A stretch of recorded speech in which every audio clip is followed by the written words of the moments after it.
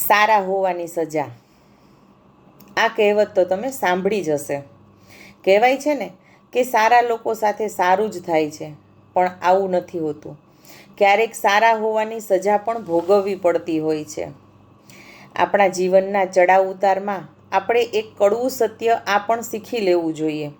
ઘણી વખત બહુ સારા હોવાની સજા મળતી હોય છે. હા, સાચું કહું છું. નિસ્વાર્થ પ્રેમ, વિશ્વાસ અને લાગણીથી કરેલો વ્યવહાર ક્યારેક આપણા માટે ઝેર બની જાય છે. આપણે કોઈને પોતાના બનાવીએ છીએ. આપણા મનના ઓરડામાં એમના માટે એક સુંદર મંદિર બાંધીએ છીએ, જેમાં ફૂલોની લાગણીઓ હોય છે, વિશ્વાસ, સ્નેહ, સહાનુભૂતિ અને આત્મીયતા હોય છે. એ વ્યક્તિની એક સ્મિત માટે આપણે હસતા રહીએ છીએ અને એના એક આંસુ માટે આપણે રાતોની ઊંઘ કુરબાન કરીએ છીએ. આપણને લાગે છે કે આપણે જે આપી રહ્યા છીએ તેની કિંમત નથી, કારણ કે એ વ્યક્તિ પોતાની છે કે જેની કિંમત આંકવાની પણ ન હોય.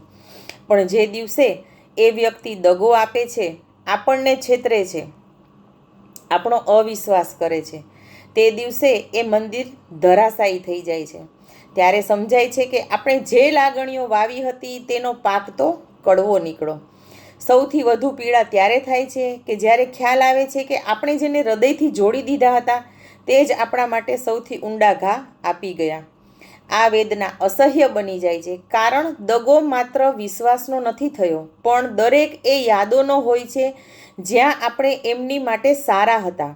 એ સારાપણું, એ સહાનુભૂતિ, એ સ્વાર્થહીન પ્રેમ બધું જ પાછું ફરી અને આપણને જ ડંખ મારે છે. ત્યારે મન પૂછે છે કે શું હું આટલી સારી હતી એ મારી ભૂલ હતી? સમાજ આપણને શીખવે છે કે સારા બનો, દયાળુ બનો, પણ ક્યાંય એ નથી શીખવવામાં આવતું કે સારાપણાની મર્યાદા શું છે.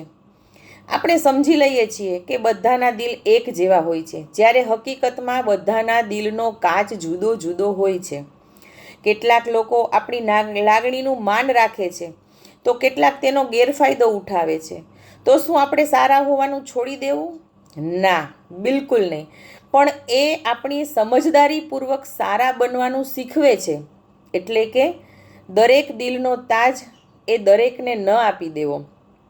પહેલાં પારખવું કે સામેની વ્યક્તિ આપણી લાગણીઓની કદર કરશે કે ખુલ્લો દરવાજો જોઈને ચોરી કરી જશે. સારાપણું કમજોરી નથી, પણ તેને કવચ પણ જોઈએ છીએ. યાદ રાખજો, સજા એ સારા હોવાની નથી. સજા છે એ લોકો પર વિશ્વાસ કરી બેસવાની કે જેઓ તેના પાત્ર ન હતા. પણ જીવન શીખવે છે, અને દરેક ઘા પછી મળેલું જીવન આપણને વધુ મજબૂત બનાવે છે. છેતરપિંડીની પીડા ભયંકર હોય છે, પરંતુ તે આપણને બે શબ્દ અચૂક શીખવી જાય છે. પહેલો કે સંભાળીને રહેવું, અને છતાં પણ સારા બનો, પણ આંખ ખોલીને. તો ઘણી વખત આપણે સારા હોવાની સજા પણ ભોગવતા હોઈએ છીએ.